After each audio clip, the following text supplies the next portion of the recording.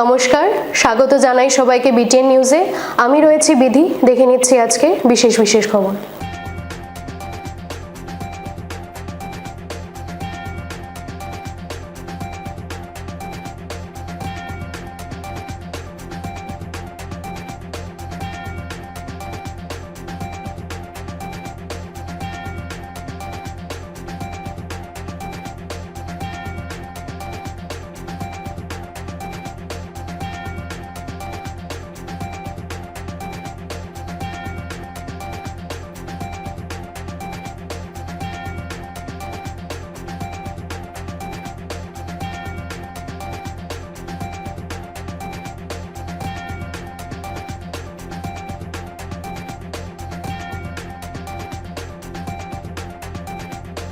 এইবারে বিস্তারিত খবর। কাছাড়ে সোয়াইন ফ্লুর সংক্রমণ, 3 শিশুসহ এক কিশোর মেডিকেলে চিকিৎসাধীন। কাছাড় জেলায় সোয়াইন ফ্লুতে সংক্রমিত 3 শিশুসহ এক কিশোর শিলচর মেডিকেল কলেজ ও হাসপাতালে চিকিৎসাধীন রয়েছে সবাই। এ নিয়ে মেডিকেল কলেজের অধ্যক্ষ ডাক্তার ভাস্কর গুপ্ত জানান, আতঙ্কিত হওয়ার কিছুই নেই। তিনি জানান, সোয়াইন ইনফ্লুয়েঞ্জায় আক্রান্ত হয়ে শিলচর মেডিকেল কলেজে 5 জন শিশু ও কিশোরকে ভর্তি করা হয়েছিল। এর মধ্যে একজন সুস্থ হয়ে বাড়ি ফিরেছে এবং অন্য এক শিশুর অবস্থা সঙ্গীন হওয়ায় মেডিকেল কর্তৃপক্ষ ভেন্টিলেশনে নেওয়ার পরামর্শ দিলে রোগীর পরিবারের লোকেরা মেডিকেল কলেজ থেকে অন্যত্র স্থানান্তর করেন। এছাড়া বাকি 3 জনের চিকিৎসা মেডিকেলে চলছে। তিনি বলেন, 5 জনের মধ্যে একজন হাইলাকান্দির ছিল। ডাক্তার গুপ্ত আরও জানান, সোয়াইন ইনফ্লুয়েঞ্জা নিয়ে আতঙ্কিত হওয়ার কোনো কারণ নেই। মেডিকেলে পর্যাপ্ত চিকিৎসার ব্যবস্থা রয়েছে। তিনি রোগের লক্ষণ হিসেবে বলেন, কাশি, জ্বর ও সিরিয়াস হলে শ্বাসকষ্ট দেখা দেয়। পেশেন্ট এর ভিতরে এখন 3 জন পেশেন্টের চিকিৎসা চলছে, আর একজন পেশেন্ট নিজে থেকে ছুটি নিয়ে চলে গেছে, আরেকজন পেশেন্ট ডিসচার্জ হয়ে গেছে শিলচর মেডিকেল কলেজ থেকে। মারা গেছে মানে আমাদের কাছে কোনো নলেজ নাই মারা গেছে। ওই পেশেন্টটা একটা বাচ্চা মেয়ে ছিল যার সোয়াইন মানে ইনফ্লুয়েঞ্জাটা একটু বেশি ছিল।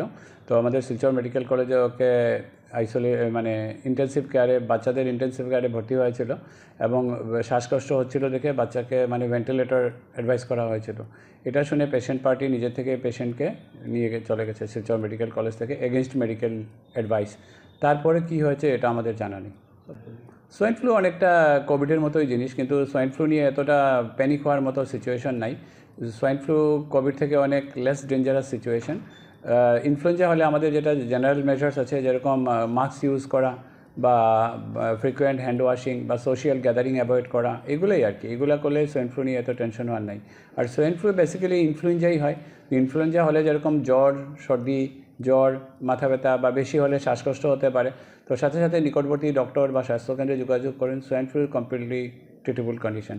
আর সোয়াইন ফ্লুর জন্য স্পেসিফিক মেডিসিনও অ্যাভেলেবল আছে, এগুলো দিলে সোয়াইন ফ্লু ভালো হয়ে যায়। যে কোনো পেশেন্ট যার এই ধরনের ইনফ্লুয়েঞ্জার মতো সিমটম আছে, তা ওনারা বেশি সময় নষ্ট না করে নিকটবর্তী ডাক্তার বা স্বাস্থ্যকেন্দ্রে যোগাযোগ করুন, বা বেশি সিভিয়ার থাকলে আমাদের শিলচর মেডিকেল কলেজে নিয়ে আসুন। আমাদের শিলচর মেডিকেল কলেজে সোয়াইন ফ্লু ট্রিটমেন্টের সম্পূর্ণ ব্যবস্থা আছে। আমাদের ডক্টর টিম রেডি আছে, আমাদের ইনফ্রাস্ট্রাকচারও রেডি আছে, কাজে ভয় পাওয়ার মতো বা আতঙ্কগ্রস্ত হওয়ার মতো কিছু নেই। উপসর্গ যেগুলো থাকে, জ্বর হতে পারে, সর্দি জ্বর হতে পারে, তারপরে শ্বাসকষ্ট হতে পারে, শরীরে ব্যথা হতে পারে, অনেক সময় বুকে ব্যথা বা কোমরে পেটে ব্যথাও হতে পারে, আর একটু দুর্বল লাগতে পারে। তো এইগুলো হলে আপনারা সময় নষ্ট না করে নিকটবর্তী ডক্টর বা স্বাস্থ্যকেন্দ্রে যোগাযোগ করেন। এনআইটির পড়ুয়ার আত্মহত্যার ঘটনায় চাঞ্চল্য, বাথরুমের ভেতর থেকে উদ্ধার হয় ঝুলন্ত দেহ। এনআইটি শিলচরের এক পড়ুয়ার আত্মহত্যার ঘটনায় চাঞ্চল্য দেখা দিয়েছে। এনআইটির ভেতরে বাথরুম থেকে গলায় ফাঁস লাগানো অবস্থায় ঝুলন্ত দেহ উদ্ধার হয় ওই পড়ুয়ার। সোমবার সকালে 6ষ্ঠ সেমিস্টারের ছাত্র কিশোর প্রাণ ডেকার ঝুলন্ত দেহ বাথরুম থেকে উদ্ধার হয়। তার বাড়ি বাক্সার তামুলপুরে। এনআইটির পড়ুয়া কিশোর প্রাণ ডেকাকে পরে মেডিকেল কলেজ ও হাসপাতালে নিয়ে গেলে চিকিৎসকরা তাকে মৃত ঘোষণা করেন। জানা গেছে, এদিন সকালে কিশোর প্রাণ ডেকা মা বাবাকে নিয়ে এনআইটির গেস্ট হাউসে ছিল। মা বাবা কোনো কাজে বেরিয়ে গেলে গেস্ট হাউসের বাথরুমে ঢুকে গলায় ফাঁস লাগিয়ে দেয় সে। এদিকে মা বাবা ফিরে এসে বাথরুমের দরজা বন্ধ দেখে চিৎকার শুরু করেন। পরে এনআইটি কর্তৃপক্ষ এসে দরজা ভেঙে গলায় ফাঁস লাগানো অবস্থায় তাকে উদ্ধার করেন। তাকে সঙ্গে সঙ্গে মেডিকেলে নিয়ে গেলে চিকিৎসকরা তাকে মৃত ঘোষণা করেন। around 11:30 am কেশৰ প্ৰাণ ডেকা বুলি এজন ষ্টুডেণ্টক NIT ষ্টুডেণ্টক আমাৰ কেজুৱেলিটিত অনা হৈছিলে। অনাৰ পিছত দেখা গ'ল যে patient was brought dead to casualty. ইয়াৰ পিছত আমি যিটো খবৰ পালোঁ যে পেচেণ্ট তাৰ গাৰ্জিয়ানৰ লগত NIT গেষ্ট হাউচত আছিলে। মেকানিকেল ডিভিজনৰ ষ্টুডেণ্ট হয় আৰু সি তাৰ গাৰ্জিয়ানৰ লগত NIT গেষ্ট হাউচত আছিলে আৰু গেষ্ট হাউচৰে যিটো আপোনাৰ টয়লেট আছে তাতে সোমোৱাৰ পিছত সেই ভিতৰৰ পৰা ৰুমটো লক কৰি দিছিলে আৰু বহুখিনি টাইমৰ পিছত যেতিয়া মানে সি ওলোৱা নাই তেতিয়া দৰ্জা ভাঙি পেলাই তাক ৰিকভাৰি কৰা হ'ল। কাটিগড়ার দুটি পৃথক স্থানে বজ্রপাত প্রাণ হারালেন দুজন, মৃত্যু এক গবাদি পশুর। কাটিগড়া দুটি পৃথক স্থানে বজ্রপাতে মৃত্যু হলো দুজনের, মৃত্যু হলো এক গবাদি পশুরও। কাটিগড়ার গুমরা চা বাগান ও লেবারপুতা এলাকায় এই ঘটনাটি ঘটে। মৃত দুজন হলেন লেবারপুতা গ্রামের ফরীন্দ্র দাস ও গুমরা চা বাগানের ৬ষ্ঠ শ্রেণীর পড়ুয়া রোহন গুঞ্জু। প্রথম ঘটনাটি ঘটে গুমরা চা বাগানে। মাছ ধরতে যাওয়ার সময় বজ্রপাতে মৃত্যু হয় রোহন গুঞ্জুর। এতে আহত হয় জয়কুমার গুঞ্জু নামের আরেক শিশু। আহত শিশুকে উদ্ধার করে হাসপাতালে প্রেরণ করেন স্থানীয়রা। এই ঘটনার কিছু সময় পর লেবারপুতা এলাকায় মর্মান্তিক আরেক ঘটনা ঘটে। মাঠ থেকে গরু নিয়ে আসার সময় বজ্রপাতে গরু সহ মৃত্যু হয় ফরীন্দ্র দাসের। এই ঘটনার খবর পেয়ে পুলিশ উপস্থিত হয়ে মৃতদেহ ময়নাতদন্তের জন্য শিলচর মেডিকেল কলেজ ও হাসপাতালে পাঠায়। আগামীকাল 7 মে লোকসভার তৃতীয় ধাপের নির্বাচন। আসামের শেষ পর্যায়ে 4টি আসনে 47 জন প্রার্থীর ভাগ্য নির্ধারণ হবে। আগামীকাল 7 মে লোকসভার তৃতীয় ধাপের নির্বাচন। আসামের শেষ পর্যায়ে 4টি আসনে নির্বাচন অনুষ্ঠিত হবে। এই 4টি কেন্দ্রে 47 জন প্রার্থীর ভাগ্য নির্ধারণ হবে। এদিকে আজ 6 মে সোমবার আগামীকাল দেশের 95টি লোকসভা কেন্দ্রে তৃতীয় দফার ভোট হবে। ভোটের তৃতীয় ধাপে মোট 1352 জন প্রার্থী প্রতিদ্বন্দ্বিতা করছেন। এর মধ্যে আসামের 40টি বিধানসভা কেন্দ্রে ঘিরে থাকা এই 4টি লোকসভা কেন্দ্রে আগামীকাল মঙ্গলবার নির্বাচন অনুষ্ঠিত হতে যাচ্ছে। কোকরাঝাড় ST আসনে মোট প্রতিদ্বন্দ্বিতাকারী প্রার্থীর সংখ্যা হল 12 জন। মূল প্রতিদ্বন্দ্বিতায় রয়েছেন BPF থেকে খাঁপা বারগারুই, কংগ্রেস থেকে রয়েছেন গর্জন মুসাহারি, EPPL এর প্রার্থী জয়ন্ত বসুমাতারি এবং তৃণমূল কংগ্রেস থেকে প্রতিদ্বন্দ্বিতা করছেন গৌরীশঙ্কর শরণিয়া। এদিকে ধুবড়ী লোকসভা কেন্দ্রে মোট প্রার্থীর সংখ্যা 13 জন। এর মধ্যে অসম গণ পরিষদের প্রার্থী করেছে জাবেদ ইসলামকে। এই কেন্দ্রে AIUDF প্রার্থী তথা বর্তমান সাংসদ মৌলানা বদরুদ্দিন আজমল, কংগ্রেস প্রার্থী প্রাক্তন মন্ত্রী তথা বর্তমান বিধায়ক রকিবুল হোসেন, ভারতীয় গণপরিষদ প্রার্থী করেছে SM জায়রুল হককে। বরপেটা আসনে প্রার্থীর সংখ্যা 14 জন। দীপবায়ন কংগ্রেস থেকে, আসাম গণপরিষদ থেকে ফণীভূষণ চৌধুরী, CPIM এর মনোরঞ্জন তালুকদার, BPF থেকে হামিজ উদ্দিন সহ 14 জন প্রতিদ্বন্দ্বিতায় রয়েছেন। গুয়াহাটি লোকসভা আসনে প্রতিদ্বন্দ্বিতা করছেন 8 জন প্রার্থী। তাদের মধ্যে মূল প্রতিদ্বন্দ্বী হিসেবে রয়েছেন বিজেপি থেকে বিজুলি কলিতা মেধি ও কংগ্রেসের প্রার্থী করেছে মীরা বরঠাকুর গোস্বামীকে। উধারবন মাতৃভাষা ঐক্য মঞ্চের পক্ষ থেকে হৃদয়ের রবীন্দ্রনাথ ও চেতনায় 19 এর অঙ্গ হিসাবে উধারবন্দের 3টি স্থানে সম্মিলিত সাংস্কৃতিক মঞ্চ সাংস্কৃতিক অনুষ্ঠানে। উধারবন্দ মাতৃভাষা ঐক্যমঞ্চের পক্ষ থেকে হৃদয় রবীন্দ্রনাথ ও চেতনায় 19 রবিবার উধারবন্দের 3টি স্থানে সম্মিলিত সাংস্কৃতিক মঞ্চ শিলচরের ভ্রাম্যমাণ সাংস্কৃতিক অনুষ্ঠানের আয়োজন করে।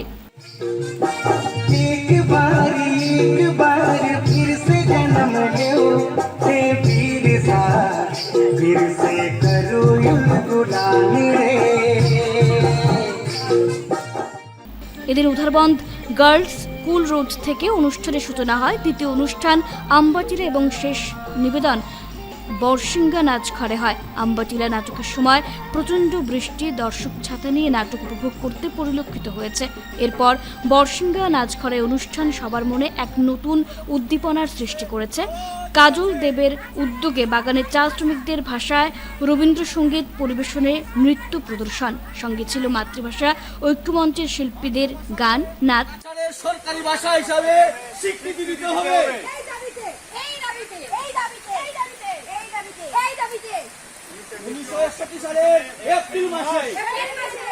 সব মিলে এক জমজমাট অনুষ্ঠান শেষে মঞ্চের পক্ষ থেকে ধন্যবাদ জানান সম্পাদক সঞ্জু রায়। আমাদের তাকে সাড়া দিয়ে হৃদয়ের রবীন্দ্রনাথ চেতনায় 19 অনুষ্ঠানকে সার্থক করে তোলার জন্য এই কর্মযোগে সামিল হয়েছেন।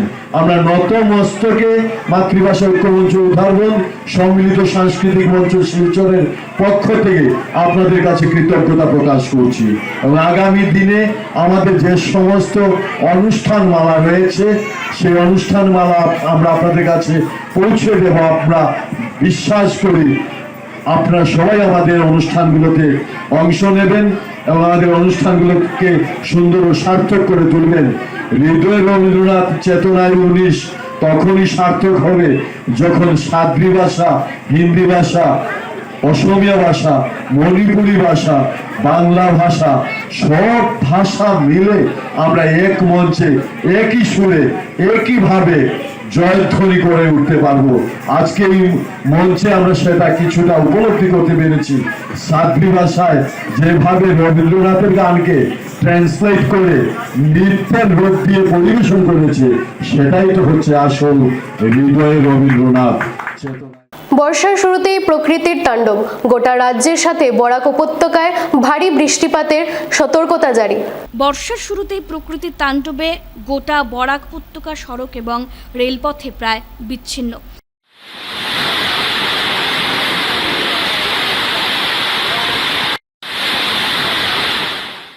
এবার আবহাওয়া দপ্তরের তরফে জানানো হয়েছে আগামী এক সপ্তাহ অর্থাৎ 11 মে পর্যন্ত অসম সহ গোটা উত্তর পূর্বের প্রতিটি রাজ্যে ভারী বৃষ্টিপাতের সম্ভাবনা রয়েছে। প্রতিদিন 75 থেকে 100% বৃষ্টিপাত হতে পারে বলে জানিয়েছে বিভাগ। অসমের ডিমা হাসাও, ডিব্রুগড় সহ বেশ কয়েকটি জেলা ইতিমধ্যে জনগণের উদ্দেশ্যে সতর্কবার্তা জারি করেছে। বিভাগের তরফে বলা হয়েছে সোমবার অসম এবং মেঘালয়ে 76 থেকে 100% বৃষ্টিপাত হবে। মঙ্গলবার কিছুটা কমে আসবে বৃষ্টিপাতের মাত্রা। এদিন 50 থেকে 75% বৃষ্টিপাতের সম্ভাবনা রয়েছে। বুধবার বৃষ্টিপাত কিছুটা কম হলেও বৃহস্পতিবার ফের 50 থেকে 75% বৃষ্টিপাতের সম্ভাবনা রয়েছে। 11 মে পর্যন্ত অসমের প্রায় প্রতিটি জেলায় বৃষ্টিপাত হবে। এর মধ্যে কাছাড়, ডিমা হাসাও, গোয়ালপাড়া, হাইলাকান্দি, কামরূপ, করিমগঞ্জ ইত্যাদি জেলায় অতিরিক্ত সতর্ক বার্তা জারি করা হয়েছে। রাজ্য সরকারের দুর্যোগ মোকাবিলা বিভাগ জানিয়েছে রাজ্যে এখনও কোনো নদীর জল বিপদসীমার উপরে উঠে না এলেও জল দ্রুত বাড়ছে। টানা বৃষ্টিপাতের ফলে আগামীতে বেশ কিছু নতুন এলাকা প্লাবিত হতে পারে। তারা জানিয়েছেন সরকারের বিভিন্ন বিভাগ ইতিমধ্যেই বন্যা পরিস্থিতি নিয়ন্ত্রণের প্রস্তুতি নিচ্ছে। বিভিন্ন সুরক্ষা বাহিনীকে তৈরি রাখা হয়েছে।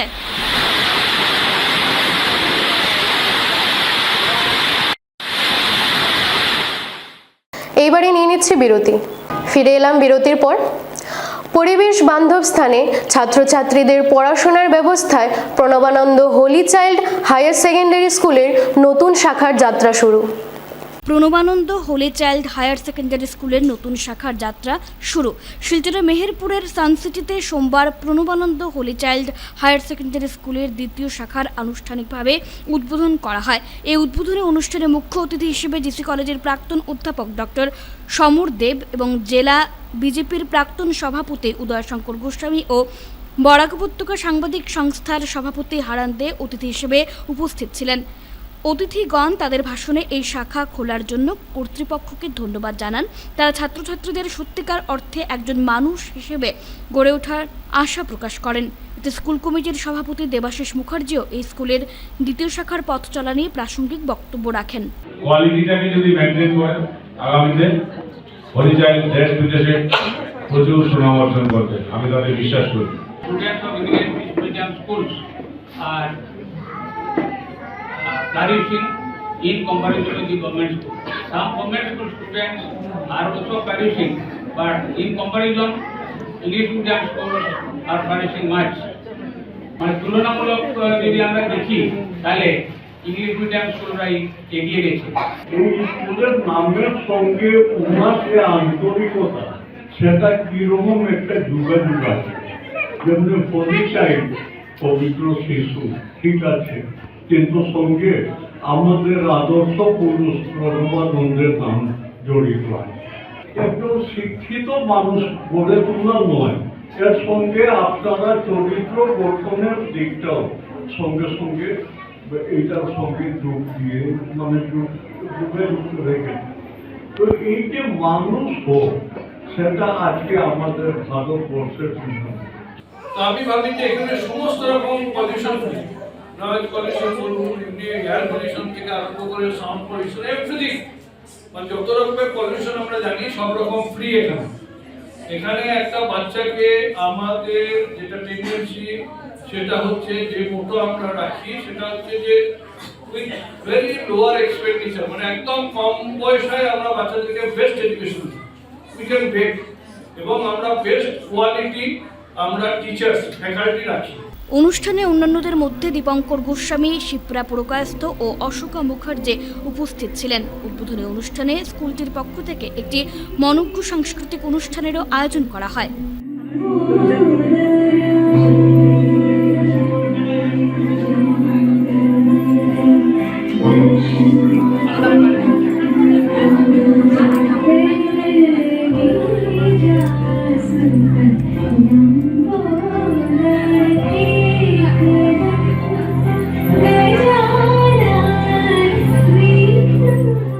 গরুচোর চক্রের বিরুদ্ধে এক বৃহৎ সাফল্য সীমান্ত জেলা করিমগঞ্জ পুলিশের জালে 5 চোর।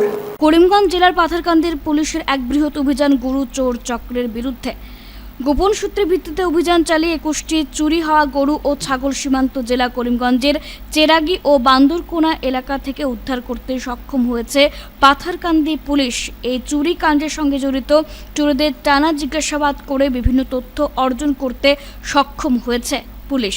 ধৃত চোরদের নাম ফারুক আহমেদ, মাসুক আহমেদ, কবির হোসেন, আব্দুল হাসিব ও আলমাজ উদ্দিন বলে জানা গেছে। উল্লেখ্য, গরু চোর চক্রের সঙ্গে জড়িত চোরের দলটি দীর্ঘদিন ধরে পাথারকান্দি এলাকায় তাণ্ডব চালিয়ে আসছে। এইবারে নিয়ে নিচ্ছে বিরতি। শেষ করার আগে বিশেষ খবর আরও একবার।